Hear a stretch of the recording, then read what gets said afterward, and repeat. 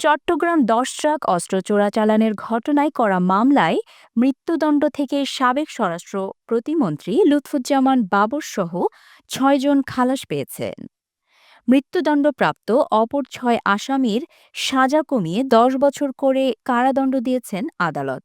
আর মৃত্যুদণ্ডপ্রাপ্ত আসামি ভারতের বিচ্ছিন্নতাবাদী সংগঠন উলফার সামরিক কমান্ডার পরেশ বড়ুয়াকে যাবজ্জীবন কারাদণ্ড দেওয়া হয়েছে।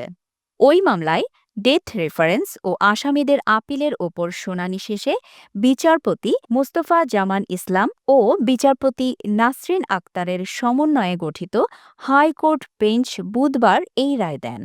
২০০৪ সালের ১ এপ্রিল সিইউএফএল ঘাট থেকে আটক করা হয় ১০ ট্রাক ভর্তি অস্ত্রের চালান।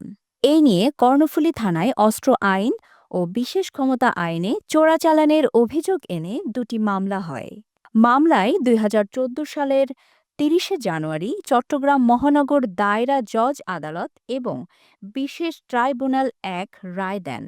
এর মধ্যে অস্ত্র চোরাচালান মামলায় বিচারিক আদালতের রায়ে সাবেক শিল্পমন্ত্রী ও জামায়াতে ইসলামীর আমির মতিউর রহমান নিজামী, সাবেক স্বরাষ্ট্র প্রতিমন্ত্রী লুৎফুজ্জামান বাবর, ভারতের বিচ্ছিন্নতাবাদী সংগঠন উলফার সামরিক কমান্ডার পরেশ বড়ুয়া এবং দুটি গোয়েন্দা সংস্থার ঊর্ধ্বতন কর্মকর্তা সহ ১৪ জনকে ফাঁসির আদেশ দেওয়া হয়।